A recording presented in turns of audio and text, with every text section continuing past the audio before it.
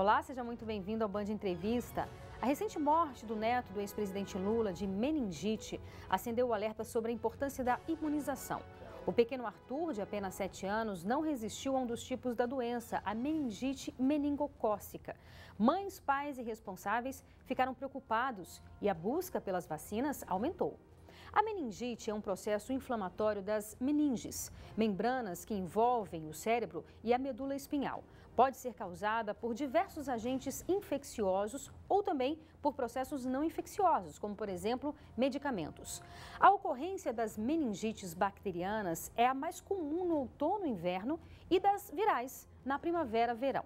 No Brasil, a meningite é considerada uma doença endêmica, ou seja, são esperados casos da doença ao longo de todo o ano, com a ocorrência de surtos e epidemias ocasionais. E para falar sobre a meningite e outras doenças virais, nós convidamos a infectologista Joana Dark Gonçalves. Olá, doutora. Seja bem-vinda ao Band Entrevista. Obrigada. Seja bem-vinda, fique à vontade.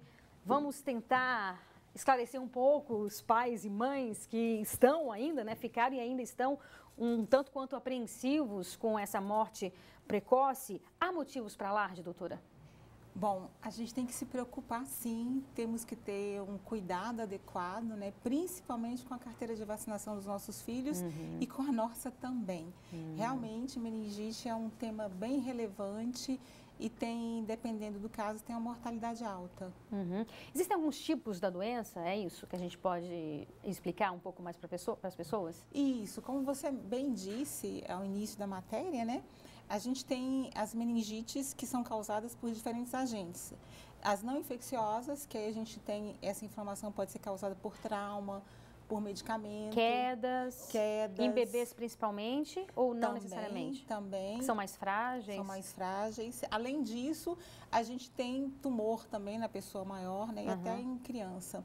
Já das infecciosas, que são as que mais assustam, aí nós temos, o que você falou, as bactérias, que principalmente aí a gente tem os meningococos, temos os estreptococos, aí vai depender da faixa etária da criança. E além disso, a gente tem os vírus, a gente tem fungo, a gente tem protozoários. Tudo isso pode causar a meningite? Tudo isso pode causar meningite. Só que de impacto, de relevância, a gente tem as virais, porque são as mais prevalentes. E que passa de uma forma mais rápida, se eu não estiver errada. Pessoa a pessoa, E como se fosse uma gripe. Exatamente, é de pessoa a pessoa e também através de um copo, através de um talher, beijo. Então, tudo isso, gotícula, proximidade, ambientes fechados. As virais se transmitem mais facilmente, só que elas são menos graves.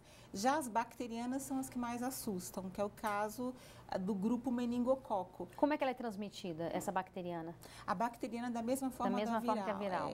Se eu estou num ambiente fechado, com aglomeração, se eu uso um talher através de secreção, gotículas, conversar, proximidade, tudo isso pode transmitir.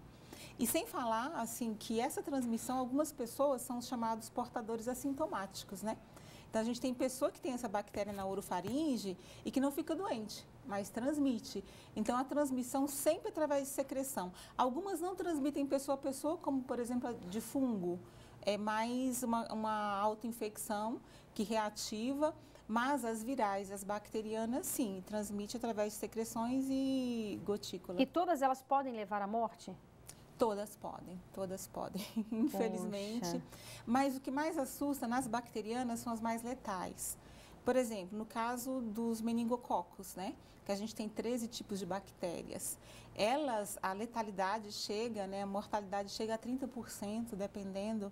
No passado, nós tivemos epidemias que matou muita gente, Na década de 70, passado por exemplo. Recente que nós estamos falando, E como que a gente conseguiu superar isso? Foi por meio da imunização? Com certeza. A vacina, ela é um bem para a humanidade, Com isso, com as vacinas, a gente consegue reduzir a mortalidade drasticamente. Aliás, a expectativa de vida do ser humano aumentou graças às vacinas, Um exemplo aí é a varíola, que acabou, foi erradicada, controle do sarampo, são doenças que matam e, graças à vacina, a gente tem essa redução. A mesma coisa acontece com relação à meningite no Brasil. Hoje, a gente tem alguns casos, mas são casos isolados, né? Tem alguns surtos, algumas epidemias, mas não como antigamente. Nossa, não tem nem comparação. Mas, se a gente não se preocupar, isso pode voltar a acontecer? Com certeza. O que acontece? Hoje em dia, lamentavelmente, a gente tem os grupos anti-vacinas, né? Isso é ruim. Muitas fake news Demais. Também com relação a isso. Ah, não vacina porque isso pode causar isso. Mas aí eu queria entrar num outro ponto com a senhora também. A gente tem essa questão da ignorância, da disseminação da ignorância e da mentira, que faz com que alguns pais não queiram imunizar ou dar vacinação para os seus filhos. Mas também nós temos uma outra questão que eu recentemente vacinei o meu filho e posso afirmar que não é não é barato. Não. Então, não é toda a população que tem condições de vacinar. Ou seja, o SUS, ele fornece, mas fornece só para um tipo, a meningite C, é isso? Então, na rede pública, quando a gente fala de meningite, como a gente tem vários agentes etiológicos, por exemplo, se eu vacino meu filho para sarampo, rubéola, eu estou vacinando para meningite, porque são vírus que podem causar meningite. E essas vacinas estão disponíveis na rede pública.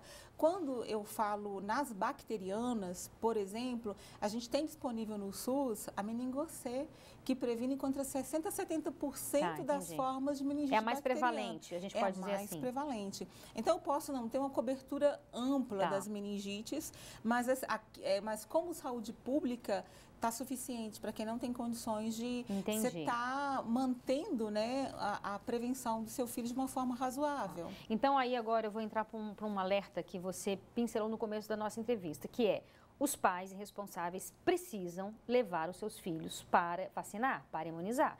E a gente não está falando de pessoa que você vai ter que tirar dinheiro do bolso para fazer isso. A gente está falando da rede pública, no posto de saúde que fornece essa vacina, não é isso? Com certeza. Por exemplo, na rede pública, igual eu falei, a tríplice viral é essencial. A meningo-C a gente tem, a hemófilos influenza, pneumocócica.